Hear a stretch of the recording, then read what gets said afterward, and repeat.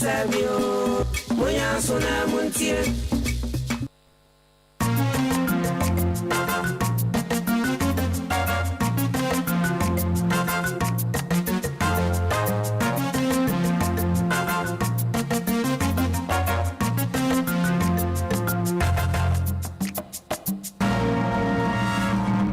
Oyerepa News.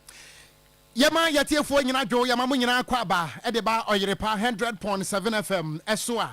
no nsia de atoso mienu abo ebra so sensam ahodo a ensam twerofo kompitiripi yaba bewie wo mpatrapa wo twerofo atwero semufo asemu a asomfo mienu asinkonya de nsam na besom na yetofom se atwa yebetwa ye ho na mantam makomako edunsi akase boyi mobeti enka ewo ho yen social media handles Facebook no so eye Oyerepa radio aya no ahye no so se ene eye wukwada ensam no doso de bedi mu akotire bi ene se ene emabunu bi atiatua ewo enkramantam mu na wo mu kopie mu ewo Jubilee House de ekoso wo ho ya de emunsam ebesomo osafo a ohwe wo mosodo imyamfo ha na druso is able to go there amantam edu ebasa ewo mane Ghana mu a oye ntotofe wa sukuru komikire bezi school aden baye in the day no so no empim do natural health ahoro wonyibi na enra ana efutu emna shebedwani yera Alexander Kwamena afanyoma ken a woye edom kuma no ba no dani ewo mna shebedwam woye nsamtwerofo nhyiamu ne nsamu a afanyo kan ne bi ene se nyame ya dom na se NPP afrutu me no a wopani se mejamfi wombeti na atum enne se mejamfi akoyi ano wo kirem se wiase enye ade a aboa kusie wonti bi da ene mu no ntrem eno so mu nsam kase boyi wo bete na wodame insamu no na yera samejemfi lesra onimnyamfo afanyoma kende injinado a odigina do de oye IMF for the report abade good board aboka no election oma machred yebeko mfimfiri mantam nso a eye dunkwa brumase eno ewo apadentra east kropo mo mfimfiri mantam aba beto dwase carpenter ni bi yakohunu se eye esubonten ofe emu wawu a eno so emu nsam wobete insam no dosun yazirebo sumo yimbere njuma ku bie so yina sen ene yere ndamata mo no yer pension su kroje epebotu representative tinara yejibi bobo dwumaji biara erigi a in the day no nso no erepensu eza ya woyen bonho emmodinara na fo nhuto oye yer pension su kroje enu nti no free 0539 596165 ya wotan no so afi Divine Mercy Cosmetics in the day bombodinara what body lotion na nisemuna afi no so no shower je wo de bia ba wonamenyin sansan no ni nyinara obeye foda moye papa enti no gware oya semina pa na famkupa fasra wo wure no to ni nyinara Divine Mercy Cosmetics na obotum wa ya ne dam ode amao edum wo Mrs. Anoche Plaza ya oben Alaska Star Enterprise no for 0553 457200 na fe feto me part credit isenda nwumbre bomatra yam ya doma da china yerba biara eze chinna nso nya na no pomasibe mbro obatwe foda moye papa yerba huru ni nyinara no ochino no pono nso kan da ma na wo ye no fidoda odukase memere na nwumbre no no mpem era wapona hene ba kokobin 18 me ho ena feto me part clinic wodi huone edwuma nchene kwae na kasa ho yerba ebusuafo adwuma ko no de apie no aka ho na nwumre yi wono mo aboya dontene ne wiase mpani si yegina odogo no ko ho ansa ne ehunu krom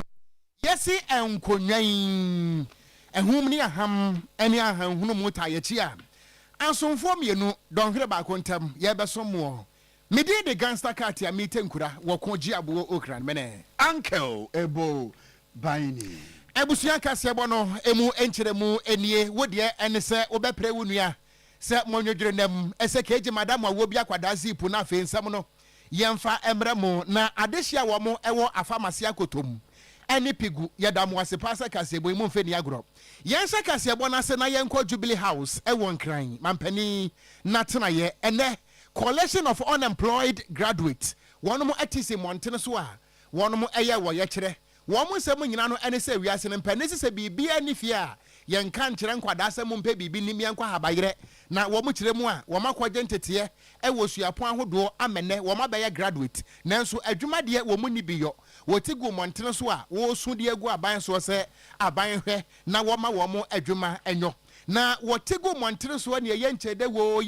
wo biada etro placards ahodo so de kira mansan se adwuma ni ho eno nti wo hia adwuma no wano ene se obakopie mu ewo Jubilee House mampani atenaye na wɔkɔ no na wɔde petition ensama ahodo a wakuru kire de agu nkrata mu na wɔde koma mampani John Dramani Mahama ama mampani so ate ase se emabunu ye bre na no na wɔmkɔ ye no empani se asansa kɔ atu a wɔde na kiri eja akroma eno nti se de da bia ye no se koba se ebia wo de petition koma mampani a mampani eyi obi ema ne begina na nam se kɔ na kɔgye petition no na fa breme eno nti wɔbra mabunu no koduru eye Jubilee House ho no ana Dr. Samuel Aye wo ye presidential staffer opieye ana wo se abusuafo me na maba no se mo hwehwe Yesu na se mo hia John the Baptist ya me amenie mampani se memra na me magye petition no na memfa emre no emabunu ne se da wo mo emfa eye petition no emma Dr. Samuel Ayo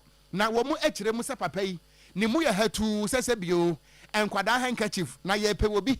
ama na gye petition e de akoma mampani a wo se Dr. Samuel Aye yemfa ma wo ne emfa ema wo kina na eno ana convener e de ema emabunu koyi eye Gilbert Boaten Ejare wone nsamtrofo di nkomo ana ebusa ne se adenti na mo pesa mo de petition ema mampani na mampani ankasa entimi ma megina ho nye na wasoma presidential staffer na mo se mo mfema no ana wo mu kire mo se da bi o ye pekwaku ananse amo anwene ntentan enye se bio entekuma na na se popra se mampani amade ya yemfa ma Dr. Samuel Aye efiri se ni mu ye ha se bio ye pempanifo enya kwada keto se emu nsem ne. We are asking for very simple thing. One, we are asking for financial clearance separate for persons or graduates with disability, so that we will not go and compete with other able-bodied people on employment slots for us to be ignored at the end of the day. So that is what we are looking for. And Dr. I've forgotten Doctor's name, Dr. Samuel Aye. Yes, Dr. Samuel Aye has been selected to come for the petition, but unfortunately,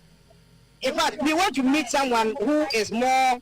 within the top hierarchy of government than Dr. Samuel Aye. No disrespect to Doc. Simple reason is that when we came here for the first time and Madam Shamima Muslim came, we thought that our issues were going to be, resolved by the government. But we realized at the end of the day, Madam Shamima Muslim, the issues were above her. So she couldn't do anything. She was helpless at a point. So on this day, as we are here, our mission and vision is to meet either the chief of staff, speak to us, or the vice president or the president. Enti abusuafo ni ayete yi eye Gilbert Boaten Ejare wono ana woye convener edema ekuo ye ne wo kire se Dr. Samuel Aye ni mu ye hatu eno nti wo mu ntimi mfa petition no emma no na no ache no ana Dr. Samuel Aye nsamtrofo busa ne se doc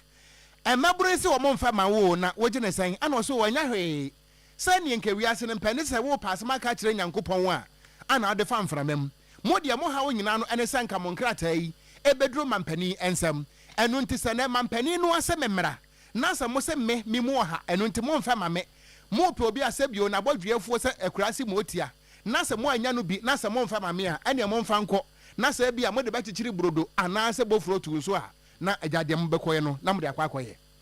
So just like you have rightfully intimated, you are speaking on behalf of your colleagues who have resolved that they wish the petition is being delivered to a senior most government official. As I stand here, I'm also a senior member of government at the office of the president. And I'm standing instead of His Excellency the President. So if you think that the President has sent me to receive a petition on his behalf, and in your opinion, I am a nobody, and because of that, you will not give me your petition. Well, that's the position you cannot spam. I respect that decision. There's no problem with it. You can wait to a point in time where you think you've met the right person to deliver. You have that opportunity. Thank you very much. Enti Dr. Samuel Aye was presidential staffer within the Juma Jubilee House. And unti was a mon famame. Nasa mo he se obia se bio mo tusu se wono de wanyini na ose fata se wobeje mo nkrata na koma mampani na sɛ momfa ma me a deɛ mopɛ sɛ mode mo petition yɛ no momfa enkoye nanso no I think say in the history of Ghana I stand to be corrected if it in Kwame Nkrumah time kura no mampani bia nkasa mpo magina ho magye petition da tem bia no obi de begina ho agide ma mampani nti de nti pa na mabuni nya sure say mo padwuma no say de mo kan onyamfo haru na adruso de nsam ya togwana ni nyina ya dwumaji bia wodere boa dambro man Ghana wo masua bokɔ nka ne nche oye Ghana and Regional Foundation Learning Evidence and Implementation Support Day e won kran na ho eno panyin kyerem da ewro man Ghana musisiara embabu na nkonkonkonko oye idu amantem nkonkonkonko idu ebasa me 13 regions no ewremu a school adana basic school botum watene masua ade no empimu du na kyerɛ ahesu ni nyinara oye adza wonyi no kyerem na da masemi yegitumo onye. Auditor General reveals that about 10,700 public basic schools in 13 regions with total enrollment of over 3 million are without classrooms. So to tell research, this is how evidence can inform policy. So any proactive and responsible government must respond to this need. The need that it is unacceptable to have this population not assured of access to basic education, particularly when the Constitution of Ghana, the 1992 Constitution, guarantees free, compulsory, universal basic education. So, a moral calling. So this is how evidence will guide policy. So GLAB, we need more outside evidence when you begin to work. Share with us in a manner which is frank, brutally frank, and candid the state of our education provision. Enti enda de yera haru na druso so afa ohwe wo masua de nzina yeti. Abusua ye ka wo sa nwumre no nsia kase bo ana ye di firi asante mantemu asansa akrokoti akwa Oyerepa wa hane akiripo ensonso ne yebo mu yenu mu nsem twa mantrenu nam Ghana fa na ba bibiada na mayenko ensam foforo emuen na wotwe atwa mu na beto odwa se World Bank report ekere se gold board a yewura samejamfi eda no yin ene sika kokko na wo mototo no wo abo wo man Ghana ka 1.7 billion US dollars asa wo de ba Ghana cedi no mu a 22 billion Ghana cedis ka na kire se amanebo ni kirem se samejamfi woni ni gold board wo abo Ghana fo na eno nam so amewi asempani si akotwea kwa ni akotwea ba ne nua enefoforo abetomu de betomu enra ene se emrase bedwani a wote akonya so ewo efutu mfimfire mantemu na woye edom kuma no ba no dani mekire minority leader yewura osahene Alexander Kwamena Afenyomaken wodi edom kuma no anamu ana oye nsamtrofo nhyiamu na ne nsamu ana Afenyomaken waka nyina no ene se sa 1.7 billion dollars ya eyeka a gold board abono se nyamenya adom na se NPP ebefro abanwa no 2028 ya bebia Ghana mrahye bia no wombetwe apie na womo ache samejamfi na so womo che lawyer samejamfi a ene se Yesu Kristo kura ba se woye bail condition a womo nyintum sika womo de beto samejamfi so pa se bail condition no enya de so betimi amitie na womo susu anyina no ene se samejamfi wobedem na no na ne empenfo ye nhyehyeye ma samejamfi wobegina simpie ni apaso dwumadi aban de aba wato de se government accountability series ene asoafo ene asoye mpanimfo no wobegina simpie ni apaso a na wabu akonta no wakyere de waye de wo ba beye ene de wontimi enye na no anane samejamfi kogina simpie ene apaso na wobra wo yiyi nsam ne bia no ana wo kyerem se wiase no se biebru se bienya do yese aboa papo ni muso batane hwa ho nanso no woka kyerɛ Alexander Kwamena Afenyomaken se aboa kusie enya ne wanti bi da animu no ntrem na wase eya ne ya wo so disappointed ewo eye osahene Kwamena Afenyomaken mu se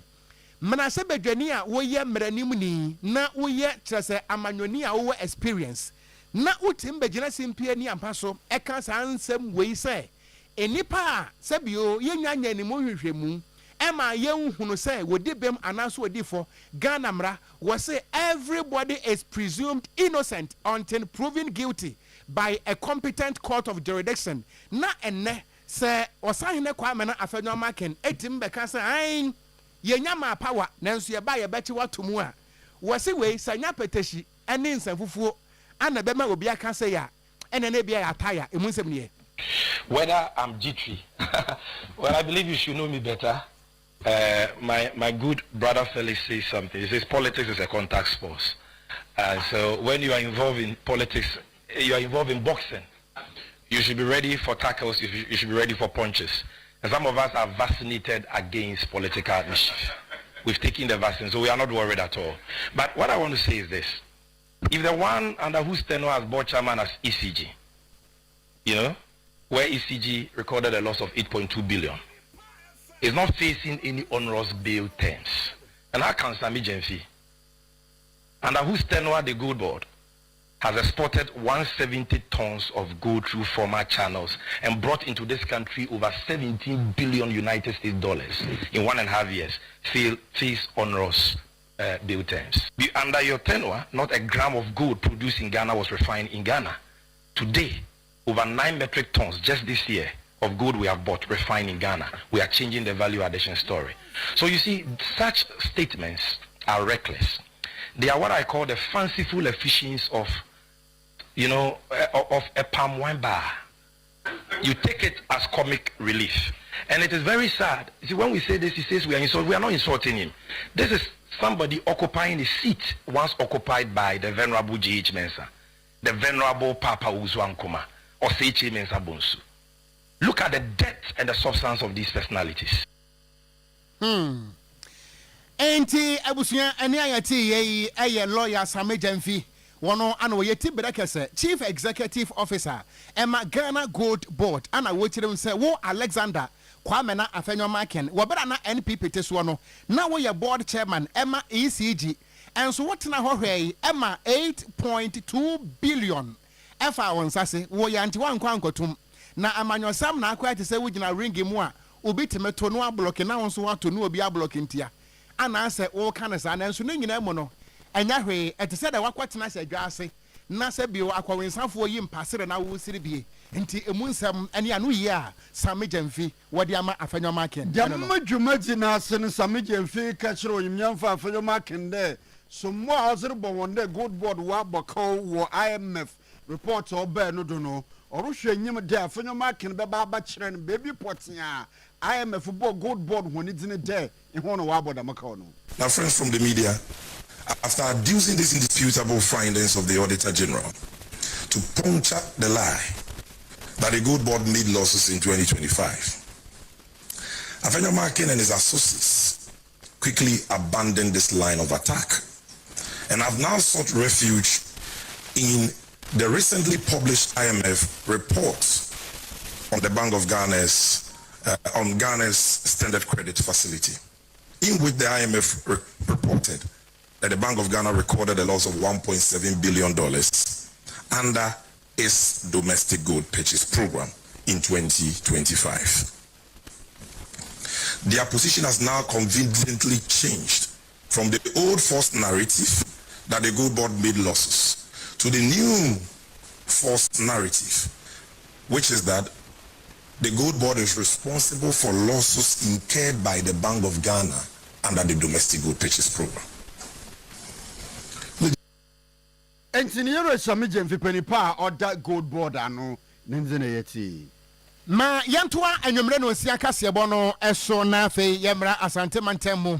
Na meme de etwa mu yi ana NPP wo so no kase amanyokuo no wonom ekọ abato so ene esinanim ekoto aba asante mantem ha ekoyi opani ane din ede ode ne ho kwaku apia eye chairman ko kase wono ana eni asante mantem NPP no anim se wodwamtenani na ene wone eye constituency chairman wone wo mo ahia na enkomodi a wone wo mo edie no ana wo kirem se watetete pa se enipa ne bi egoso efrefro mo sai incoming MPs na kire se wo mo no anansan aye to abayi wo mo no ebinom nya MP a wombedi into o ma hyase ana underground campaign wo ma hyase ana ma ene nkwada ebo o menane ana incoming MPs incoming honorables eno ana chairman ko ka echirem se da bi o ne pen so sa asante manta mu dwam tenane no wonte mentena se ema se bi eduadu mfrani mesi kotia na wonje bode betem wo kiremu asansam no a party ne ma ne bi ahyase ekeka ene titles akese no eye premature na so wamkoso keka sansam no a ede abufuo ene menteme ho ase entitemu ebeba NPP nom eno ntemu amu keka bie anan sese mabaya chairman mabaya secretary mabaya organizer me next step no meko MP no wo so ye ne saa no a ede abufuo ebeba party nom eno ntemu nya sansam no ene be ku na ye the chairman 20 years and now to ho no be na constituency was a very incoming MP on na national for now MP o tell me so aka the 3 years the 2 years now always parliament e be ni ma ye ewo se o penua me ka se e all right but say emran so ye see me fa kata na wonam constituency incoming chairman incoming ayi na wo bon sa we yase o do bon sa na san de o boy kwaye na mo incoming ne de chairman e ma mo ya se mensa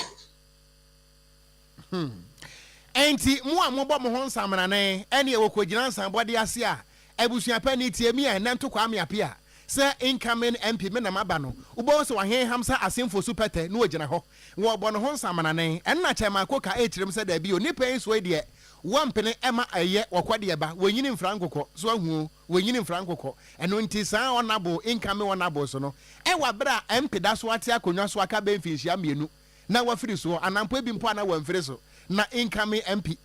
MP wasi anu akira san yento aso yi afi biara omane yetu si ho dembra ni nyinara afoforo baka won ya adwendwen ekona ye bafado ya agege eto wo man ganum ne de tumpon ne da afi mu nyi da otodo edu anan 14th annual international tax conference in Krampopuni mantama akodo na no ana wato nsa efre Ghana yenema mpanyina beze chiri her excellency professor Jane Nana Opoku Ajiman odini nyimdi ko tadwumadi nachi na ne kasemu no ochirem de abafo kono do bebre na wo ho ayebotum ya afado na ekona ayafado ya de tobo o man Ghana ni mpuntu no yetum na ya atrem ti yemfa abafo kono do na yentre to no njimu. In these discussions and continue working with other African countries to protect our interests. We must also develop the technical expertise required to respond to new forms of economic activity, and this is another important role for the Chartered Institute of Taxation. Your research and engagement with government, academia, and private sector can help Ghana anticipate emerging challenges and develop appropriate responses. I also encourage the Institute to deepen its work on tax education. Ideally, improving tax literacy should begin before somebody receives their first assessment from the GRA. Ladies and gentlemen, I look forward to the recommendations that will emerge from this conference. I hope they will be practical and ambitious, and that they will contribute to the ongoing work of building a solid tax system. The interests of government and taxpayers need not be at odds. We will all benefit from a system that is predictable and fair, rewards compliance, deals firmly with deliberate evasion, and provides the resources needed to invest in our country. Omani Ghana mampanyin abezechi Professor Jane Nana Opoku Ajiman Nenze eneyeti. Miento anyumre no nsia kase ebo no so na yenkɔ court demo en. Wo ebra na NPP ati akonya so no wo pani bako a na wo ye Chief Executive Officer Emma National Petroleum Authority aya Dr. Mustafa Hamid na aban sesa ye no ana aba beto dwase wo bra na wo ye sa adwuma no ene Ghana sika afa ne nsase menam so ye de na akwa kwagina mu e wo court a Dr. Mustafa Hamidi ye guswa ye di no asem na ebra sene no guswa no a ekoso no ana aban lawyer pani abedi akire deputy attorney general Justice Sramsai wadi atoda na wo kire mu se o my Ghana amamra a etintim na fe apem ahenkro de okunomie no kire se emakwan se cases ni nyina no yemfa ahohare so yeni ni ntentem na se da beya backlogs cases ahodo egu ho no wo mai betimi ate afiri ho ntemfre sa asem bi ho no mo a adakọ to dem ama ye kasa akwese bofrobotu anwi wo ho emfutura bono enu ntino constitution makwan na ema attorney general kwan se cases bia no a wo ho no yeni no ententem na eno ana lawyer Joseph Penka wono ana yemra nimni a wogina mu ede ama Dr. Mustafa Hamid wodi atoda na wochirem se wotie comment ya deputy attorney general Dr. Anasa Justice Sramsai ede atodwa efa asenie ho ene speedy trial no ho no a wotena se din na so shaspes no wasa yitu ho no ofasha wo hu ne se Justice Sramsai onimodwuma. The expedited justice that is being spoken about in the Constitution is talking about all other cases, not only selective cases. It is true that the Constitution talks about expeditious trials that will actually lead to acquittal or conviction. But then it doesn't say that you should select cases and do expeditious trials. It doesn't say so. So that expedition is talking about must be across board if we as a nation will want to actually achieve speedy justice. It must be across board. All matters must be expeditiously tried, not selected cases. So that is where, again, he gets it wrong. Because if you are saying that expedition is actually in the Constitution, yes, I agree. But does it say that you should select some cases and expeditiously try them? Or it says you should expeditiously try all cases? That's the fundamental thing that one ought to know. So I think that he got it wrong there and ought to have actually said it as it were, that expeditious trial is necessary, but in all cases, not selected matters. Lawyer Joseph Penka, one on ejina mu semre nimni ede ama Dr. Mustafa Hamid ana wachire se wiase no sa wokoto satrete mienu egu apaso a empanisi ye ni baako anu nya baako constitution no wankasa cases no yenyinyi bi mu de ase we de yempa na asem yenini de ntem wo se cases bi adaho bia no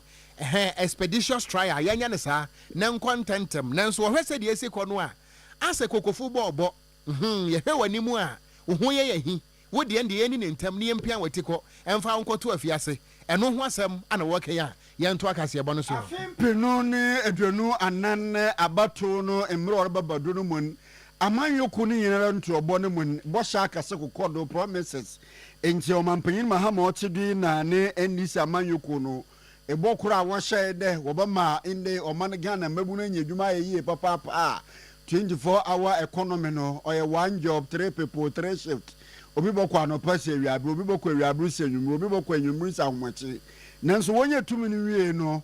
wa aya 24-hour economy no wadan oye market a wolisisi nwa horowa na market na worisim 24-hour economy model market no nso no wodiribubu adan bank webubi sisi abo weduto eye football pitches a ni nyina nso no wolisisi 24-hour market no na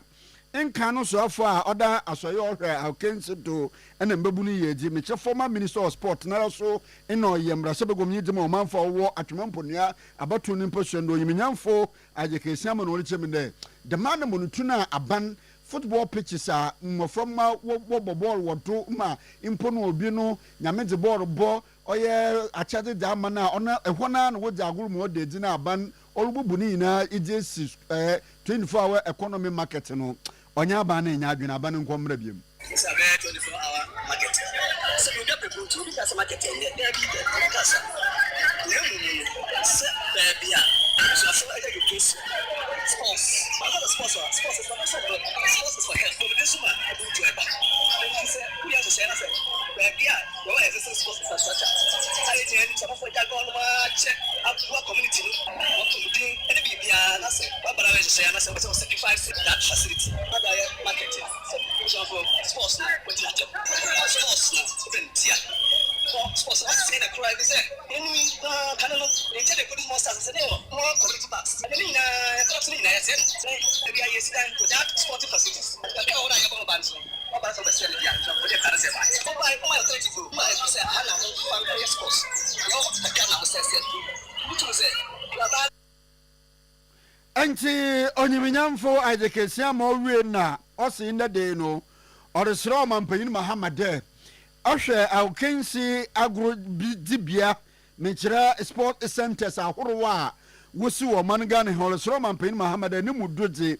omampanyin da na dan kwakofo ado ne bere wo wie wo frase wanwie enti onfa ne sanka kan no wie ne mbobu na wo mani mu hia baabi na we sakan Papa sports minister the me and say you see sports 10 across the country. Sports for across the country. You're definitely youth and sports center of excellence and our youth resource center across the country. And then the next say you know more space for sports development. Do here 10 across the country. You go on my net to get 95%. Ababa and for trust are going down. Now they say you want me say them all cyber sen. And now they may have a power. Say the oil game. That's dangerous. For sports development in this country. Very dangerous. Very dangerous. I say a clear so. We should say, we got try over the man. Yes, we could go. Put it in promise on your hold and not on the same. Say, that can you decide? Ain't no imyamfo ajekesia ma enkan atwamponia abatu ne mpasua no do mrashebegomni nenze na yeti. Na ye kan we say Dr. Kitima ejina ne naso. Ebusuan wo de no kidney problems, liver problems, anasa ade wo kira wo hu ne yie, blindness na anasa skin problems. Wo de no physical, anasa psychological damages. Wo dwonso a wo te yawo, wo ba wo bu nsa a wo te yawo. Bema wo dwonso kakra bi a wo bechem saa, wo beti ni twiro do beti ni eko no ahye nika one ese no. 2 minutes bia no wo dwonso. Hu me pacha wo drum pem nso a ya akire utumi ma Israel ema enenye so hu enkopopo tu ngu baabi ase da wo dwon so dan ho no me pacha wada be ma de wo sheki wo so power no obutu ani tie wo pem se adwe sexual weakness ho asem na making ya na do ani akirem e wo Kitima Herbal Center wo be hu no doctor e wo eboakwa se passe gawo enkranso Madina ye mfre 0246 914717 ana 0557 408043 na Midima for Herbal Hospital enie Dr. Time daso edu jamfi kumanini be ma boada wo se yade no eso sampanifo ni kakura no a eduru ho no mo a ebe ya ketua bi se edue ba singret enu ntiamfi ya nkyerem na tran ya no eye miensa se wa tretirem enkran poku ase magira kwantempo no so wo be hunu Dr. Time daso wo free poku ase a wo kwa magira no wonsa benkum so ho ayasa bia enie sadan so anakumasi asante mantemu ebuakwa atwema gogo na kire se atwema kwa ngoma mansie no mu ehon so be hunu doctor ewo ho ana atoya mantemu bogoso junction takwa ho no ehon so be hunu eye Dr. Time daso yemfre 0244 774282 ana 0500 72 another 7215 yento akase ebo no so na yenko ahafo mantam no emo na ahafo anono of kropon mu ana ye kroyin ni kro baako ene manfo na Roma sore no wamako ye dwumadie kese bi ewo ho no mu a na eye Our Lady of Victory Grotto dwumadie no kwaso ewo manfo na dwumadie na wo mu edie no ene etonsa de fra titire ni anintinin na no ana Catholic Bishop a wono wo go so diocese ahafo mantam no emum eye Most Reverend Peter Kwaku to ahene wode ato aban anim se wo besere aban se ko ba se bia aban ya nhyehyeye be se wode bua enwomasua e wo Ghana ha no mo a se wo kai government schools no a aya won kai se private schools no so wo mo etime bua papa wo kirem se enye obia wo call government school no ana ebesom oman obi call private school se nipa no ene wanyina ba ye oman bapa e bua wo man kankro nanso no watena se ehunu se wo betie no aban ede nkonwa ekoma school we eyaban school wo de computer ekoma school we eyaban dia wo kosi school dan ede ama school bi eyaban dia nanso na private schools no wo mo so bo moden ama nwumasua konkan so na wo mo de yeyi wo mo asenjan eno na wo kirem se da bi o da bi enso hia no wodi tutu akokɔ ho emfom so amamu a akokɔ dia so ba fa tutu no ho na ye mo private schools no strictly private nti ye betimi asere aban de se obetimi akana nani ahwe private schools no na amamane a ebia schools no efam no obetimi adwa no kakra ma enkoda a wo mo ho no no ɛsoso atimi anya baabi asi in the end no nkwadaa a wɔn private schools ne public schools nyinaa ɛyɛ Ghanafoɔ a yɛba bɛnya wɔn ho mfasoɔ da bi nti sɛ wɔhwɛ public schools no a wɔn wa what is that private no. Enti ɛne ayɛte yɛ ɛyɛ most reverend Peter Kwaku Atu Ahene wɔno ano ɔyɛ Catholic bishop ɛma Goso diocese me wɔn fa ase wɔ sɛ Goso daasɛn ɛyɛ Goso diocese ana wakasa yi na ɛno akyi no ana Reverend Father David Owusu Asante wɔno ɛyɛ director ɛne parish priest ɛma Our Lady of Victory Grotto wɔno nso ɛkasa yi. Kristofoɔ no a no mo na mo ntua no mo etuo no ɛyɛ soronko koraa ɛfa ɛnɛ mabunu ne mo ntuo mu etuo no ɛnɛ de meka sɛ mabunu no afa wiase no abombo nti ono mo ntuo nyinaa ne de odwe nyinaa ɛyɛ wiase ne mo ani tie no ɛno nti no ɛyɛ mpaye ne wo sɛ yɛbɔ ɛde mabunya saa de a wiase mabunu titiri wo manga na mabunu no yaache no yɛnya mpanimfo a mbetimi adi ɔman so. Enti we no yɛ afutuo a yɛde ama emebunu no na sɛ wɔn bɛfa da asebra ho ofegya mra nwom wɔsi afutuo te sɛ kuni deɛ wɔpɛ ano onom sɛ wɔamfa de a wɔawo gyegyeregye ɛno nti Reverend Father David Owusu Asante nene ana wɔde ato dwan na ene pipi amanyuko no ada no memende yɛ otwam yara wato aba we amantem abanodifo mecha regional executives we mu rohwe anyim de wobato abayi national executives na opanyina ewromu Dr. Mahmoud Bawumia na eto na oye ento a orukọ na ne dwumaje orugide inde obotum no abaye mampanyin wo man mu kasa manfo oginam eye Dennis Miracles Aboaje no na owure nso ose owo drop de inde obaye National Communications Director ezima NPP amanyoko no enintino inde ne edombo bo anofoko mekire ne aid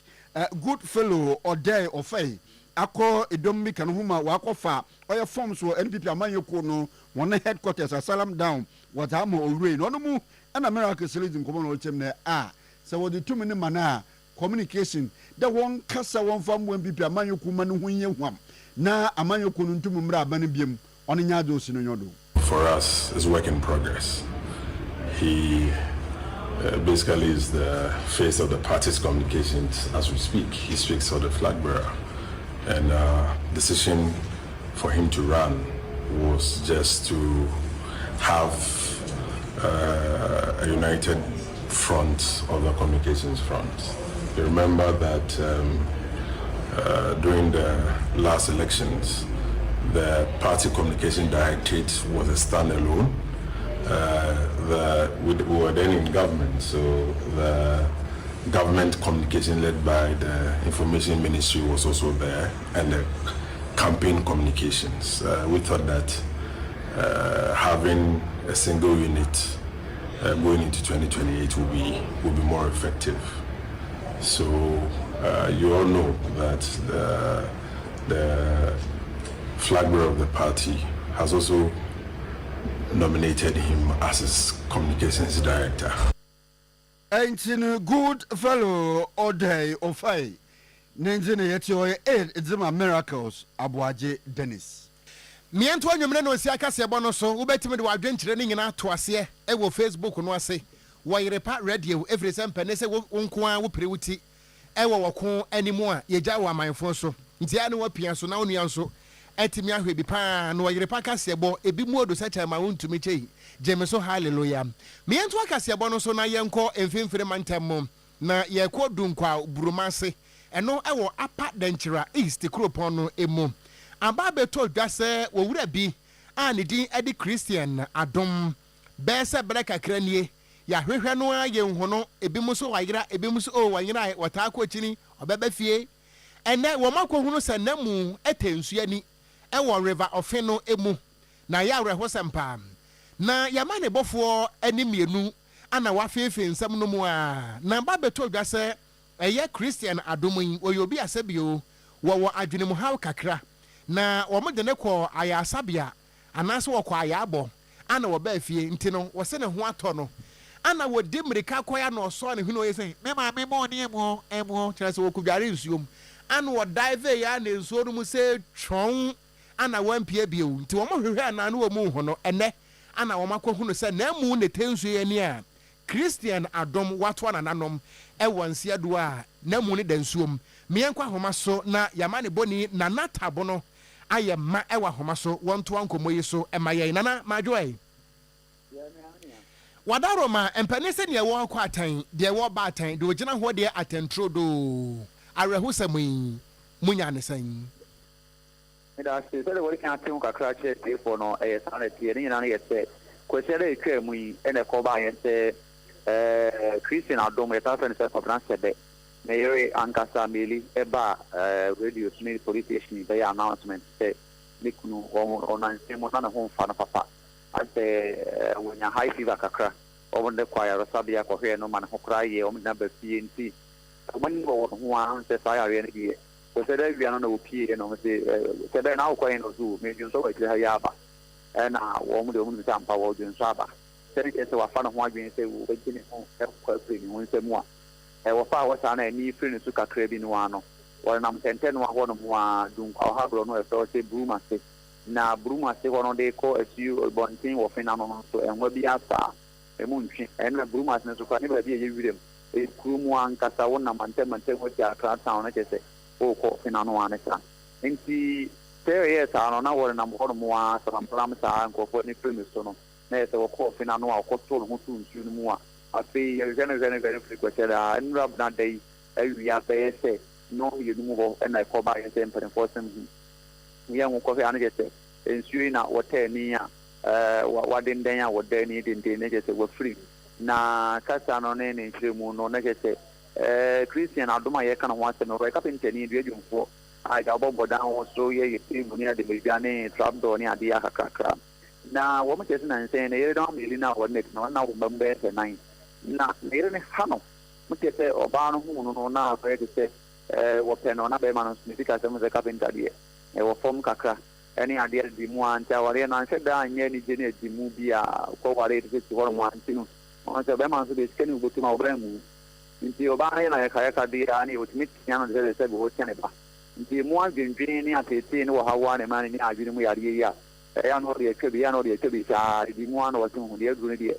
deɛ kɔm gye a no wɔ meka nso ne aduru no ano sɛ bi de wɔsi kɛseɛ ne yɛ ɔwu no ɔkɔ a na asomdua ba fie ɛne sɛ ɔdaadaa wɔbae sɛ wɔdwene so aba ɔkɔhwɛ ne ho to nsuo no mu a wɔde asere ne nkwa a wɔkɔ nti ɛno a nananom ata nkonnwa ɛyɛ amammerɛ ne amanneɛ yi afa yɛ ne yɛyie no ne nipadua no deɛ ɛfɛ sɛ bi na ne wɔn nsa yɛ bi asa nti ɛmaa yɛde ne kɔɔ boaben so kɔ ɛhɔ na ne kurom ɛwɔ na wɔn kɔ yɛ amammerɛ ne amanneɛ kɔpɛ ne kɔrabrɛ nti mu nea ɔbisa ne a saa na ɛte awareɛ mu nsɛmsɛm yi a yɛka yɛwie da yi ɛna ama wɔkoko no ho yo nana ma yɛna ase papaapa ɛne wama ne boi kɔ so ade akyire ɛma yɛn na ɛtɔ benkum tɔ nifa nso a yɛbɛgye na yɛde asom asanteman ɛne Ghana nti yɛda ase ne ama ne boi yama ne boni nana tabo no ɛde nkɔmmɔ yi ɛfiri ɛyɛ dunkwa brumase ɛyɛ apa denkyera east kuropɔn no mu mfimfini mantam mu ana kyerɛ sɛ awerɛhosɛm paa yɛde mu nkɔmmɔ asom mu no yɛde ho ayɛ gyere mfimfini mantam na yi yɛrekɔ Gomua east kurosin no mu na aborɔno bi wɔ hɔ bi te dɛ Millennium City ɛna afei One Leg Junction fo ɔmanfa wɔ hɔ ɛna wɔresrɛ kuropɔn no mu mpanyimfo dɛ wɔmmerɛ na wɔmmayi ɔyɛ drainage system anaa gutters ahorow wɔ hɔ na wɔmfa ma hɔn yie papaapa wɔsɔ nkyɛre biara ɛna kuropɔn no mu mpanyimfo wɔnyɛ atoyɛ nkyɛm aboafo mekyerɛ no adebɔ ka wɔn ti bɔ mu dɛ ɛhɔ no nansɛ nsuji a ɔtɔ ma nsuyiri bɛyi wɔbubu adan na stores ahorow bi a wɔsusu dɛ ano na ɔma nsuyiri ba hɔ nanso kuroma ni kyerɛm dɛ wɔabubu stores na adan yi ewie nanso no nsuyi no mu haw no ɔno anyɛ na no pumasibere na wɔle kyerɛm a mmom dwumagye bi a wɔdi wɔ hɔ a nsu kan ɔde da hɔ baabi ɔde no wɔyi fo kɔto baabi fofo anka ɔda wɔyɛ gatas man ɔno ɔde da mu hɔ yɛ aba nti sɛ wɔabubu adan a wɔmmra na wɔma yiyi gatas no nso ma hɔ no sie Mahmoud kɔfa wrong place no so pressure no ba no ntimi fa hɔ nti sɛ na aban no kaa yɛ no yɛmbu n'anim kɔ yɛrespɛte no nti yɛbu yɛ store no baako nti wobɛhwɛ a sɛ na nsuo bɛtumi akɔ hɔ nti wɔn te no sɛ yɛsrɛ aban sɛ store no ebu obiara ho sɛ yɛbu store no a ɔhwɛ na ɔmɛyɛ gata no ma na kyerɛ sɛ nsuo no ntumi tɔ mu sɛna bia na ɛsɛ nyame adoma Friday na ɛbɛba no obiara nya no peace. Ɛfɛn sɛ street ne nyinaa ɛyɛ flooded nti kwan bi da nsuo bi da soro hɔ a ɛde saa problem ne ba but beebi a yɛyɛ store wɔ no ɔmunim sɛ saa store no na block but store no koraa no wohwɛ fie bi a in between two houses bi a ɛyɛ road nti nka beebi a mo si problem no hɔ yɛ road a nka ɛwɔ sɛ yɛden yɛtumi fa bamanfo esisi fie block ɛna ha kɔɛ sɛ gata bɛn no ma sɛ kum sɛ nka hɔ nyɛ gata hɔ yɛ road a nka wɔ sɛ amanfo etumi fa ekɔ fie but Owura Ben Larry iye ehona wobubu hona ada no hono store kan bi ye papa no na olichire de in the day no so no wa ye ne dam na so no ho no kwa no rekodo into all sre the demarcations ahoro na wo batete to asase no fofor bebi a odbe ye school bebi a odbe ye car kwan bebi a odbe ye saben once and may no hu bebi ensu tansu kan bafa. My building is not actually, as I said, situated on a waterway, but the reality is that water has found its way into the area. This is precisely why I believe the long-term solution should end with demolition. If structures are removed to allow water to pass, then there must also be a proper and sustainable drainage system to carry that water away safely. Therefore, my question to the relevant authority is simple. When will the government construct the proper gutter drainage channel through this stretch? Owura Ben Larry wo oye Millennium City na fe one leg junction hono ehuna obubu hona da na bika no ne mu nkyerem ne ye da abrɛ ye to akase ebo no so na yakɔ enkremantam no mu ebiemu a aban yi ba ye ana emerahye badwafo aye nhyehyeye apase emera kese bi a ebeboa na koko ho dwumadi a yedi wɔ Ghana ha nyinaa no yetimi anya emera kese na yede atakyire eye Ghana Cocoa Board Law 2026 na mmerase badwafo paase ye no ene mampene so ade ne nsa ahyase ama emra no ababa ye mra bi na ababa ye mra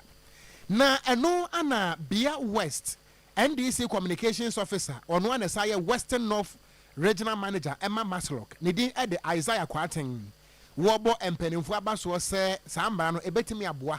na abo koko ho ban fere se Ghana ha no mo ayetie wokuani betimi ado ebu ahye no apam no adua koko abo atodwe adwase saa no otwankrampan ebewi akire na wobi abase wo sika koko fuo no mebeto na media to gadam say wokuani kura timi kasa mempene so ade abachie na excavators im na koko no yate na boy ebewi akire koko no a ye hye ho mra no aka koko kutua bi ana wo Ghana ha eno ntimpenefo akwahye mra se ebebo koko akuafo no so ho ban na etimi aboa ama koko production no nso no etimi akonkane na nna mra ne baaye no enipa ne bi kasetia na nso no Isaiah Kwaten ekere se eye emra ebeboa pa aban bi aba atena ase ahu se enema enkoyie ewo kokobot enu nti yemfa mra foforo emra se be ye ebeboa amma kuyani ho atona yenuanom NPP fo se omo nti ase ena omo tum futuro ede agu eye amanfo eni tituro eye koko akuyafo hwe koko ayeto a emra no ye no 1984 under the PNDC law no nanka Cocoa Board no ehye finance ministry omba no omu yi free ho na omde koma trade and industry enu nti se wo hwe act na se uwo koko afu asi koko no ene menye biem na bepese me de koye adefofra underline fact de ni koko ye chance ya se aban ema free seedlings aban ebo modern ema agrochemicals aban ebo modern ema fertilizer free aban se wo ba sebi oko school under the new act no aban se obebo modern amaw eye scheme ba no nya scholarship nene wo kire se san kokko adwuma no menye bi te de se wo nya biem dia se be betimi a extradite data no e de free ye system no be bo Cocoa Board abane a we eye asema ye bi nsi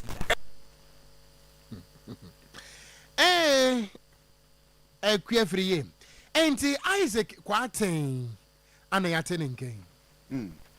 na aban lawyer panyin abazechire eye Dr. Justice Slim sai enande odin chiremu aba ebaka ya enne sumu bi aba afempinu ne idu enum oman Ghana bra na ye wodum so min abane ye ma obobo no modin biare da ye be fi dem nkane edundum no mu enti contract ahoro a wasan wo enyinam abonzen ni dinimu ekwadu ye papa oni nene de wa botogo de iromu wo oye America man mu a oye dwumaku bi di wono ho jim ma America man ahwehwe mu enwu da kata hye pro ye dwem kankan bi kwodo e wo da mu dwuma dinimu enti nna Ghana eba idina odado eye oye Aksa bribery scandal no wodo man Ghana so ye mu hwehwem ye papa enti wodo tumunu wazama in the Economic and Organized Crime Office oya iwoku no manfo bi rekada na dinchina nka onye the Office of the Special Prosecutor na odo hwe the matter bi me di kata se proye corruption na odo hwehwem ana abanu suro de nhwehwema anu ye dzini ye papa bokodo so de se iwoku nsa ode se Special Prosecutor nsa do nhwehwema anu ye dzini ye bokodo pa nja abanu pedo ogun de mu nhwehwem no Dr. Sam Sari chem de dabi nya dam na ote. In fact, ahwe so mona wada boy na obor de oya kata hye nkote ebi mu kura chichiri sika bia wo mra kwandon e wo sika sam toto kwandon no so no oyin de wo ye ne dam tini na no obor Special Prosecutor no to ntino no dam no yoko nkuti no botum mu ahwemo no ntina wa ma ho kwan ma in the day oya yoko e no hwe dam nsem no mu. The FBI is done through that Office of Attorney General. And it's not only OSP that has collaborated with the FBI on this matter. As Yoku said, they've also collaborated. And it's also not true that it is just about bribery and corruption. It's also about money laundering. So there are other offenses involved in it that do not necessarily fall within the mandate of OSP, but which falls within the mandate of. So all these nuances must be resolved. So it is not a question of, I want to do it. Yes, you want to do it, but who has the mandate to do what ought to be done? It could be that they can collaborate. It could also be that BNI would take over the whole thing. It could also be that the police would have done their work. So it is not a question of, and it shouldn't be turf war, because the essence of all these agencies is to fight corruption and to make sure that crime does not survive in glory. Dr. Justice Sram Sai, Deputy Attorney General, Nenze Eneyeti. Enti mianto akasi ebono so wate. Ye ka osa ha no mo ye Oyerepa o asante mantamu jai ye bomu a ye perekesa ja na du ye ho agi afiefie mu a kire se anya asem kotoa na mianko nsam foforo mu a empani se ukọ baba shop se ukoyi uti enko ka nkire nipa na woyi uti ne se utiri so enunti yente wo so firi se obi nso tire ho apa meka sai amoaten enu etuetu ahokra mpo ne tire ho apenti enu 17 kra so ho enti wo kwa kasa utiri so anti yente wo so a de ne tire ho apa nso ni nyina no ennese efiti bra ye chechere Ghana mrai 1992 eba no ano ene ohwa Ghana mra no a District Assembly Common Fund eye sika hodo a assemblies no wono mu enya no a wo ha mu nchichemu enum aya na yate e de ama MPs no ene e kan se MPs Common Fund eye 5% efiri se MP de wonye agent of development MP enya wo na wo yempuntuduma firi se mokura mokwa kan se e be ye kwan ni akoto ma mo se ebum mo ba mo se MP wonye excavator MP wonye caterpillar MP nya kwan enso sika mo sa print mu e de ade na mo de ye okrom ha na eno na Doma Central emra se badwani honorable Dr. John Kwame Edujak wode ato abayanim se nkaban hwe na nkasa amra no eye constitution no a titiri eye Local Government Act no anka mpanimfo hwe na nka wonya nsachiraye nanka 5% eye District Assembly Common Fund ya yede emma MPs no anka yempejam emfiri 5% nanka yemfanko 60% na wiase ne mpanese eyi a 1% obekọ na ase ya mesew we bibi a 5% ka utimi de yei na wochiremu a se ye peja de free 5% e de ko 60% ya eno betimi aboa ama MPs no so etimi aye empuntudwuma ntinka wo munya 60% ya nanka assemblies no mom no afa 40% emunsem ne misusu say common fund na ye de call assembly no now ye nyina agi atomo say people come to the member of parliament no say ye meye bibi enti no say ye ti 100% ye de call this common fund na ye yi mu just 5% men ye nya 50-50 and say even 60 to the MP and then because we go around we know what the people want we know the demand everything is all about the MP now quickly no ye sorry so that we will be able to because sikana ba enkoto MP account the bottom na can say we an MP for the even 5% 50% no the man. It doesn't come to us. It goes straight into a dedicated account for the MP in the constituency, and that's a municipal or district assembly. Na kopomua na se me pese ye project dia na ma jojo with my municipal chief executive or the district chief executive. Na ye ne omo abubozo. This is what I want to do. This is what I want to do. I know the SM. Enti Honorable MP Dr. John Kwame Edujak enono na meka akuya de meka de ne tiri so ene de ne tiri ho apaya wo print so baba shop yi ana hwese amoate ama message say ene sanka eje ni mboate de nkontu esika because ne tiri enwi etua ho for a half pe enti eje ni mse wuti amoate ubetim na baba ye e kira badwuma ha na eno achi no ana ye bisa MP say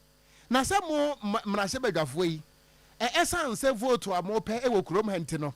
munya fro campaign platform no a bosha kese atela ye ba ye be ye kwan ye ba ye basic school ye ba ye besi agyaye ye ba ye be ye say ye busa mo so a mo se munya agent of development intisika we mo pedi ayedan mo pedi ayedan nti eno so anu ye ne. The truth of the matter is say aso nia opportunity no na man timamufo no so ne omo so omo ti anse na omo ato aba ma as an MP. So you have to sharp Oyerepa brana me wani sponsor na ko contest as an MP na ogina nipa nka chenso me de mo aba ma me yese me nko hyemra nti me koi emra chi na me ko o problem bia eno en madwuma ho you get to 10%, just 7% of the votes so benya, and so that's the expectation of the people, which is expectation of the people there. Adenti na nye yema ebi enkodi Womoti or Chinan say Yamame, Memphis 50% na 60% of the common fund say and no a developmental project in the constituency. Then so Obi Bamwa we say on Usika near Yamam Aboma Masnese Memphis. One farm so Babam hostel because Auntie Honorable Dr. John Kwame Edujak one na yemana sebedwani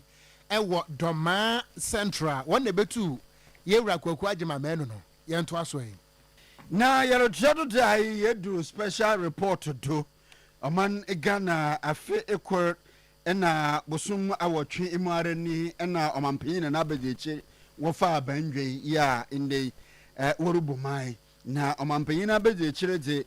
ɔman nhyɛ da nyi edwumati bia hyɛ ne nsa na mmom no ma yɛnyim da ɔmanpanyin abegyekye biara no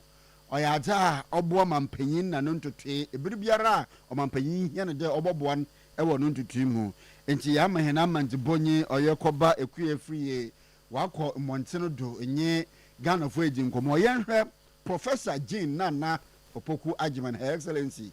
the Vice President of the Republic afikuru bosuma wotwenyi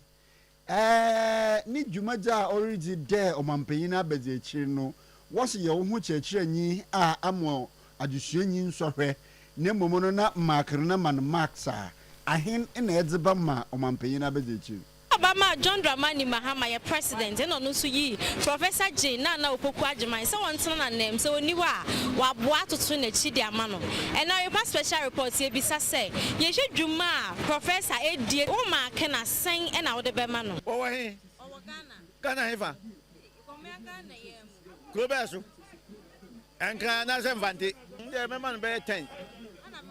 na de no we de Ghana for boy no kwatna ho de no okosa ya je bebe no o anye hui de me man 10 am fetu bin ka ho enye kura me ka se ya na meboa ade na enye kura ni dwuma wodi no no enso ani me ka se hu ni dwuma die na wo die na enso ani ana meboa ndi o ma ne max ade o da be me man zalu ma me na ka se de mze enyini mu ni apomuden no ha me kakra eno nti e ma ye hu ni dwumadie yie ase ni dwumadie ndie wo fom dan se president ye ka wo se otimi ke kan ho na no ma bi wo no ma ye te wonka enso so no ye nti bibisa timi de sa me ma ke ne pa dia nke bia obenya be 40 but me ma me no me hu na che ese ma me ko me de me so one kan so wa broche so on fight ye pese hu ne kakra ye pese hu ne kakra nya be num nufuo ye ma me no we oba e dey stay na me hu de wo because tama na baumia ati so no wo say baumia se wo ye economy enti wantimi anya hwe enti ma hwe anya hwe amwa na na do to suba ye still na ye said the tianity ye movie media me ka se me reti na be just 10%. Adwuma bia wako bia no ana wako commission adwuma bia e wo mu anu ababa ko omo woma ne opreti o ja say as a vice president se first na lord na mahama na no okobi no okoba bi kobi adwuma no e ko kasa o ba bi o ja say e ma ye hu ba vice no me hu niema bebra wo ye omo ma ne kwa ma ne nye adwuma e wo se wo ye no nti o so mu ja no the nkofo de ma vice president na wate wo asum no won so obema ne sen oyukoba na ekwe free enemy day. Okay, nti Ghana for akasa reporter dem so kase fanso ni na Ghana for achira wana adwen mama mo nsuna no ma special report for nje kanji ni naje drinking water in the banduru wom calcium, magnesium, potassium, iron and others it dey inside the kanji ni naje drinking water into onyenso a eze kwanche testing kwete nemo yenso a enuma osan so sawo yereba oyenso a hair sraze cholesterol no wa brodu wo we nemu a enum kanji ni naje drinking water a omma anwa adore yinara obasono ko afi enum obo ma ede na ho na wa branso wo kadampa de oba branso wetum ade no wunso anye kanji ni naje drinking water obobo ye pasan no yenso a enuma obo akoman ahrawa nsrabo no kire heart kidney ni liver no obo ho bani ye papa ma mogya tumi dafo se no wo wirim ntero no maro sonchiri yinara na chede fimbiara owo mu no kanjin origize poi nti monye wunso a enum bo shop ahoro mu wonse bakan bi wo ho etufunfo we ne nkyere mo breman UGC ana Tafu New Road Abawa Route Junction no do hora fret 0241449191 Jajuan International School in the bra bomba general say afran wo masuo fa pemi yewa Jajuan International School no wode edzeno ko osande achechire fa wo experience ye papa in a wogo school mo wachraje afi nso no wo ye boarding facility wo animu aketua na afi school fees ni na no nhihye egu akwenu mo ebotua wa aberekura enyim anu nti no botum afana wabada board botum wa ye day student ana option so no wo ho botum afana ka the school no wo weekend biara na etum akofan school ni nhihye ye de papa enti no oye modern science and ICT lab wo bia wo de kire mofra na age bia wo charge no na dede na tray kwa na nwalu su na ko bi oboto da bi wo ye cool serene environment and wo de kire mofra na age hono classroom no so ye papa na nso no mofra makuma bi no wo classroom kakraka mu oye nyansefa ikiremu de mofra mo hu sora wo kire wona za wo hu ni ye papa engineer ndam CCTV wona kire de ba mo hu nsam okoye papa robotics club wo ho na Africa cadet ban nso no wo bia ni nyina nso no edu hu hyem oboboye pa France kokopen santaso oboase kwanten mondo a wo berdom na se please barrier no wasantimantem here fre 0277 453022 and 0553 182201 na ene fafra no ko ho na Abe Heba Clinic nso enie Dr. Abe wato nsa frɛw wo se yade no a ahunahuna woni abusua no akyɛ no me pacho wo se boaboa no fagu kantem na fa ne nyina brɛ no ɛwɔ Abe Heba Clinic ho na nyankopɔn amana hoɔden ahabadro mutumi yade bie ne ho no mu a ɛba ne nkyɛn a ɛsa akɔbiewu me pacho problem no ɛyɛ sickle cell low sperm count infertility na kyerɛ so ba wonwo ana wo de na typhoid fever fibroid no said dawo yam ani akwese case 11 South Africa for jabulani ana dawo yam ana wo pam ho patapata se watete atete ne curtains e de apam maternity enso enye furu enye wofu na ado asei me pacha wo fibroid wo de ne ulcer na diabetes ekroto ho a enguda ene fa ni nkuda na entomagofin na ehuna mane no opera krum premature ejaculation be ma de me pato ya mane nye sei e mane nya te se pen drive so hu e mane nya te se memory card kura mane nye sei na me pato eye kokwa anasa ntontom na arewo hepatitis waist pains and afei menstrual pains, menstrual disorder, me pacho high blood pressure, would any stroke, me pacho for nichire ewo tano so apatrapa new site. Yemfre Abbey Herbal Clinic for Doctor 0243 34 53 92 and 0506 460 208 na bibianso entimi enko so fine. Na Kumasi Metropolitan Assembly KMA wamusi yankanchira Ghana fo nyina mo a mudi dwuma ewo Kumasi say bia mo ye shop owners mo ye business owners ana se mo a mo pake mo car ye de ye no ye ba dwuma ye de ponko na eba enti ye ni parking space bia amwatembo a minu mienu nya yi na yusu ponko enti ye ni parking space fo ni adaje bia enti abusuan KMA si yankanchira say wo mbekọ de guitar tiemiu one be quad the guitar and until the business operating permits are who doing no licenses are who doing no everything be quad the guitar nyame adomwa if it is September bosomi ayeba besimono neda etoso edunum everything KMA is the guitar enti yeba emfasika nkwesi obi ansam emo mfa nkotoba ya che any trophy da bio eye the guitar and until sa wo penchire mu bia no a tie trotro bi go ho na oni KMA fu ni nkomo wo de nyabotre na dampem na freke yemefo wo menya da ade akyerekere oni nyina mu wo se Oyerepa na eka ni obi na eka Oyerepa na eka the headquarters ye ne yeka say yem freke yemefo ne yenyin kyerɛkyerɛ mu 0240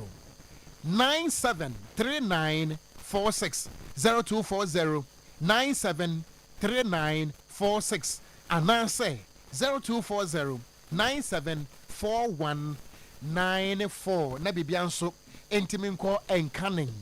Na Precious Believers Prayer and Revival Church. And what did you media what to this Deliverance 2026? What they urban. Na Jumedia no etiripo that's what team no. Eye was say recover all. 1 Samuel chapter 30 verse 8. Quotation way. Eye me da say. And when it was a brand. Na fa wo how wa mane woni wa ura de nyankopon nan mekasa efre say if there is a man to pray automatically there is a God to answer. And on tebra na wotwedi ampon nyankropon kwa me anafra naku watente so ato naku anum se wone wonche wo haw ne wabebere se wo koda na ene wadwendwe no ye meja angu altar no so na nyankopon wo betie wo me pato osofo pani a dwumadi esi ne naso eye prophetess Joyce Donko eye mama Joyce eno no ye mami wo kasa enyansam getuwa wo wasurutie akasa fo ni bi Reverend Eric Lech yeta friend say Archimedes Christ Authority Chapel ewo Oyerepa ewo Nkran and Reverend Patricia Buampong Calvary Believers Church International ewo Swame Reverend Richard Bentel Edification Church International and afei so no Owari Junior Owari Junior one the boss say me tiasi eje metema wo enumi ye metiasi amwate yinyankopon aye praise rob me pacho djumade no basom eye wukuada ene wuku ohun amehwe date no ene wuku say na dia an eye na ene wuku na ehase 19th ekopim efiada 21st August na kire so o ma hase akura o mifire hwe ha na meko mini di kura ehwa na meko djumade no ekoso ewo church auditorium chesa sorry fi ho no mo a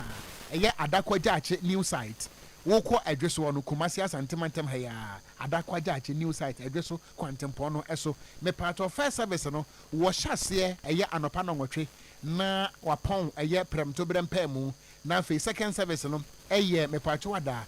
2 pm awia no mienu no wapon anwumere nonum empemu na special watch night service nso ebekoso eye efiade edi animu 21st August na ampaye a ebedwa wasebra na behwe nyankopon anim wonyam na de ba ko a emadwumade ye nika na esronko ene se what the buses as vintage points intino me pato wo a woni lorry fare no frɛ number yi a me de beto dwai na ye betro ba bia go bus sie kwoforo tenam na kwobodem ye hira wo asafo yehowa wo ye kron me pato ye mfrɛ 0531 962528 0531 962528 eno ntibra na nyankopon ni monyam ebeye biggest goodest na fe yento aso yɛmfa missing person ntuato na abusua yi dze aba dan yɛn dɛ wɔne de hyɛ wezi mfiri edu ne din de ɔyɛ sanomu na ɔwɔ mfiri edu na ɔyɛ nyimpa tuntum bibie ni enyi bia a wɔte na wɔrekyem the 15th of August ya ɛna ɔyɛ sanomu ɔnye ne maame ebepoe mu wɔ Kumase nti Kumase ne mu no wɔwɔ hɔ a 15th no ɛna ɔyɛ mfidue abofra yi opo yi a beebi ɔrekɔ no wankra wɔn nyɛ bɔ wɔn do a wɔrehwehwɛ afre na kyerɛ wɔrehwehwɛ n'akyi kwan a besi dɛm abere wɔrehwehwɛ afre yi a wɔhu no nti no wɔresrɛ dɛ awo biara a asugu yɛn no do retie yɛn na ɛrehwɛ yɛn through Facebook na adze nyinara no ehyia abofra baabi atoto n'ano wezi mfidu ɔyɛ nyimpa tuntum ɔkyerɛm dɛ bibie ni na nka wɔwɔ na wɔbɛpɔ mu wɔ Kumase ne dzi ɔyɛ sanomu bɔmmɔdena rabusua wɔne de hyia frɛ 0536 913 302 0536 913 302 anampo no police station biara ɔbɛn wɔ no yɛwɔ no asotir Oyerepa FM Oyerepa TV video mu hanso ne botum de ho asɛm abadan na abo abusua mu wɔ wɔne de hyɛ Madam Hafisa Tahiru idza abadan hene de inde ne bag bia etam a wapam a ebi iye kente wazapam kabane slit kente a wazapam kabane slit nkonkonkonkro enum afe lace nso eka ho ena eyi etam ana eyi ntoma nso ekeka ho bia ni inara ohwehwe a ohu na oluchem de 17th August ya ebra oye minute edunu abo apono nso 720 ina ofa oye motorbike free oye inshaye so de ozeroko oye South Central so na wacheche bag ya da menyaman ya makani nyina wo mu bɔ moto n'echi nti no free inshaye so no koduru South Central so no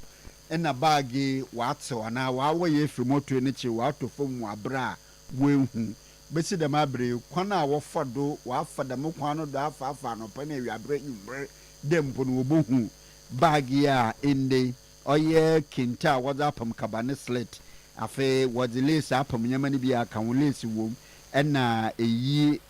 etam nso no eka ho eyi tam e baasa ono nso eka ho besi dem abre wo hu nti onam akwanje do lesre awo biara afa bag bi wo fom ne hu dem nyame wo no bo modern frɛ oye Madam Hafisa Tahiru ewo 0243 381 737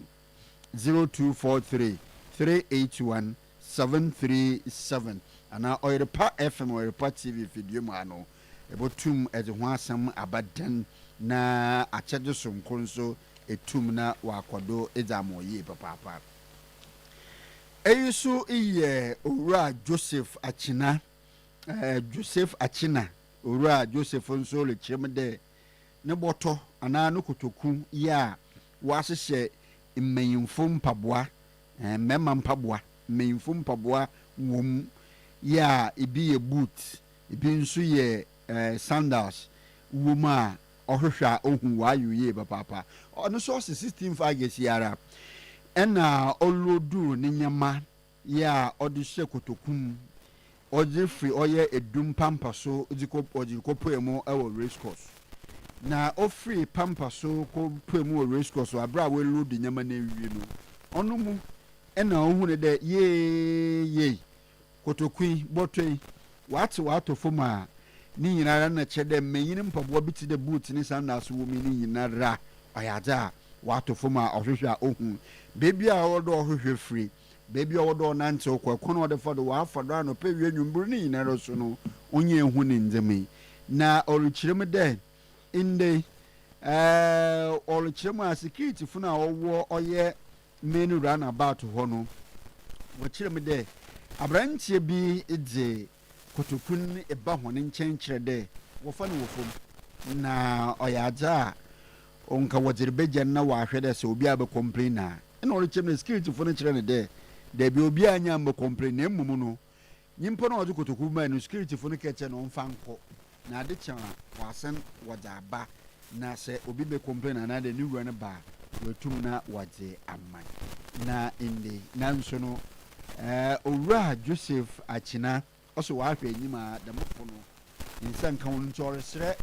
ebia wɔn a wɔfa enyeme wɔsane de kɔto beebi a wɔfa ne nkɔkɔ edu afa yɛ na adom mo so a mofa nyama a mo de kɔ ɔyɛ security man ya na ɔwɔ in the race course ho security man ɔwɔ race course ho no ya ɔma mo sane de nyama no kɔ nyama no wura nam dam kɔ no do lo bɔda wurde wɔn mo modena wɔn ne nsanka wabra wɔbutum wafrɛ 0244 992 589 0244 992 589 and 0547 896 206 0547 896 206 Oyerepa FM Oyerepa TV video manso no se nyama na aba konse botum eze button ana kotokun eze abadan yo fero no wura Joseph Achina nensa bakana abasobode aboa bado ye papa edwuma ku bi repa edwuma yefo am ho edwuma ku nsu ho edwuma no woye such a water na bottle water intin wo repa oye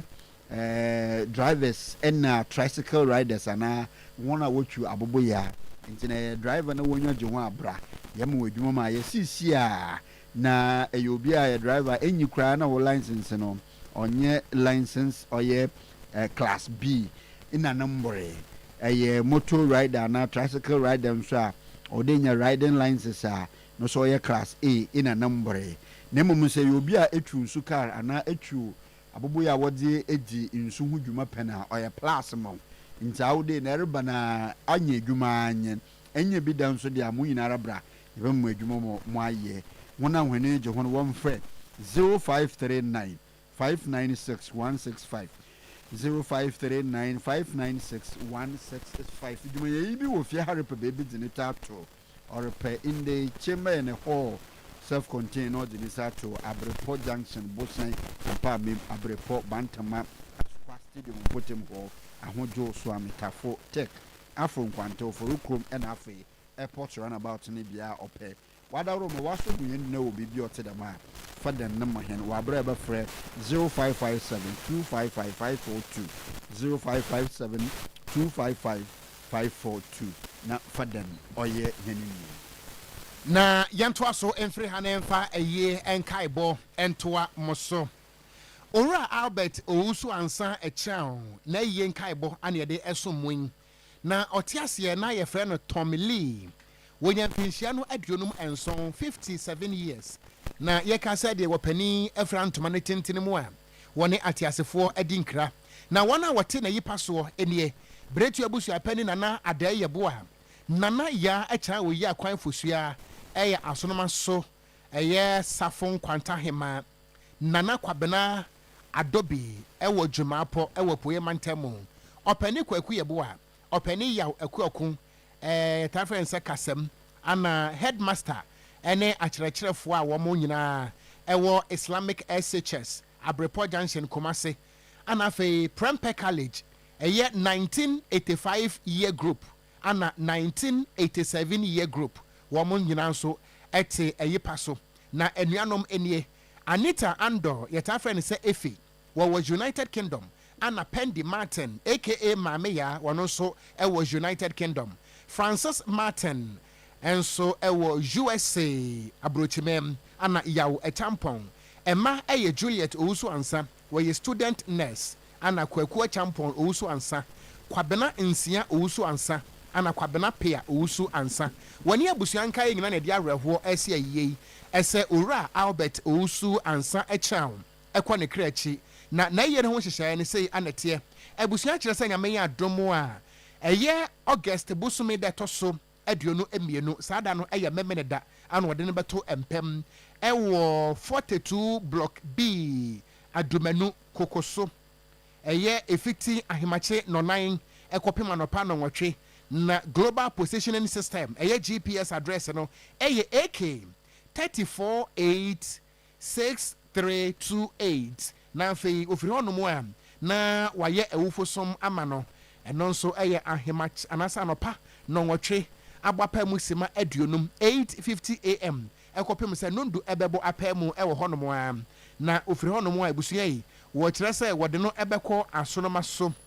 eye kwabere east anopa no eye duba kum ho ekopem se premo beto apemu no akope ne krabe ebusua fi ho pe no asa betena se memene da kro no a eye 22nd August ewo Akosa School Park ewo North Central efiti awiadonko ekopem anwumre no nsia na ne kwasiada eye 23rd August adomenu kokoso GPS address AK 3486328 na fei ebusua kire se wato sikasa no eso na ebusua esi adofo ne ajanfo nyina se de na kirate anyu ono na epam ana de ade ato ne nso anyu ono na eyi o eno ntimo mrai na momema won dark na sanso ana eye nana buadu kwadwo a wotoso mienu nana nso ekwa na otiasie no na wo yetafo hene benkom hene ewo kumase nananom atera nkonya na nana tiasie no na nana performance pa ntina yeta bona mena ne se JC Dairy wonya mfinhia no aduoson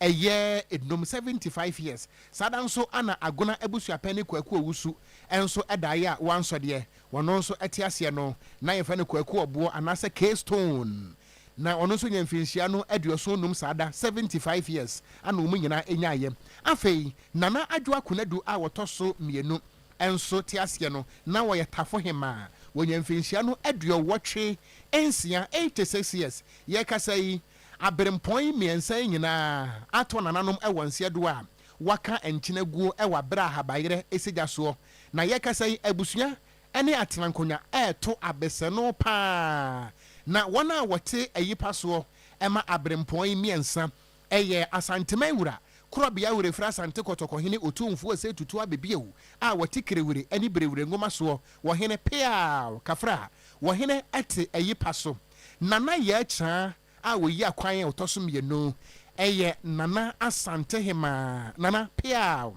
nana agene frempon a otoso mienu eye tafo hene benkom hene ewo kumase nana obiya atakura a otoso mienu eye tafo hema odefo boamponsam a otoso nan eye dentra hene ana nana ama ayensu asra a otoso miensa eye dentra hema nana kwaku koam a otoso mienu eye mamfoman hene anafe nana ochire kusi ntrama sumenya hene asanteman benkum hene enono nana pia barama safo twenebu akodua eye kumawu man hene nana nsuase poku ajiman eye otumfo achiame hene nananom ane kumase benkum fekuo ana nananom tafo atenankonya tafo agona adehye ebusua pani kwaku ajiman ana nana buadu kwadwo a wotoso mienu ene opani Keystone ekunafo okay yo wona de awraho no woso ni ajadwo esi eyi ese nyame ya domo a ansa na nananom yedom begu empem no na kirese wobeye nsiesie kakra clean up exercise eno eye memene da hey ECG fo adwuma dia mama na ye din wokrom ha o ECG okoka na yasom ya no enso ade muntimenya munye mu na mfama mafia so fo boy tanya no no adwuma muntimenya ECG fo ene modum light bebro enso ECG modum light bebro enso hey boy on my pa na ECG for more run say provision story sofo amemu ana ECG for run Ghana say provision store o kan yes yan kan kase ya de be kan atiem obi antimi kire obi ade obi ankan okroma and then modum light bet 7 times e wadum hanko mungu aban ni mu ase ye de ya dasu mu amanati yen na emom sabudi gu adwuma na ehin ECG fo ona bo jonjenapo ECG fo gumani mu ase okuro yim e dia problem pa na e wokumase mo mpese mu bebie so aka mo amie so ya bebie so aka prefon sa da ne sen ye wurate yi paso ye ye ye yenkai bo na prefon sa e kire sen oh adwuma mu ntimi nye o kan ya som ya no ma mento aso mfiri ha no mu a eno nti abusua nananom se yan kan sere mo se me se kana ma bone wudi na chi akusifunu na wotu na hu ECD for sa na akwa wudi o machi a ubetu kusifunu ubetu na hu afidie nso nyi nwansana sofu me bo a enti nyame adom a Saturday 22nd 22nd ekopem Monday 24th nananom kire se wonom ebeye ensiesie kakra clean up exercise watafo na memorial service no Tuesday 25th August was St. Anthony's Catholic Church Old Tafo dress code no tuntum enifita na fe Wednesday no 26th August and also no day for the traditional priest and priestesses wonom Old Tafo community center ho ana chese obebie kwam na fe nanano mo akonfo emma ne memma wono mo abeye wo mo amamere ne amane eno no community center ho Old Tafo awia pram to bere kopema nwumre no nsia mepacha wo ba ho no mo a ya ma wo dress code no wa hofa no enye kuntunkuni amwaten sautai kuntunkuni mepacha wono mo ebetoto so ho sa nananom yenim sa amamere ne amane kwa so yes anananom anasa beremponto fomo a ye toto ho atuduro ni ade titei eno nti nananom de hya mo ase se modawro ma amamana ni amane kwa so no bibisa ebekoso wo the principal street of Tafo na je se Tafo kronum akwantempo ahodo so nananom befa montene so atoto ombe fire sa ne man firing of so hu ni nyina so ho mba ne titei peu ni ade enti me pa cho wunti mi dede no a enko ho ana wo konso anu akomporto ho firi se yewura ana eto abese no yin so hu yewura eto abese no na afenso no funeral right no eye nankasa yawada 27th August wo Old Tafo Community Center ho awia prem tobre ekopem se enwumre no nsia ebebo na ahofa no tuntum ene kokko nti wo bobirisi no mu a na wo de kobere abom ana mepacho Thanksgiving aseda som no kwasiada 30th August no na chese kwasiada ben na wotwe wo Old Tafo Community Center ho eno nso efiti prem to bre kopima nwumre no nsia na interdenominational church ebekoso enso de a wo Ghana ne wiase afana ba bia kumase ha obi abeba nananom nkramufo nyina beba hobi nti weni ye interdenominational church obi amara na fe yankura ye nananom akiri kura dress code no tuntum enifita eno nti momrai na mometa yewura no mochi efiri se yewura no to abese no pam na mamenka wo se kasebo no ye de asia ne sa na mom ansa na ebeso no me ni aba mamaji incoming Moisha Budion the second one sister Adwa Kunadu omo se kasebo no se de omo se abie mu pa no KJT Dubai gate 11 ho airfline ho na nyasam ketwa nti emei wombode mu anyasam ketwa o omo ka ba kire mu a abonsam sem nko a yeda mu ase wo ho ai enti me pa chaw sofu boy tagba wuram enensem ofie ha na mom kasebo semfo owura Emmanuel Odro Korea wonne se mu ema yen Jimmy Cliff executive producer sadanso anabra Joe wone Bismarck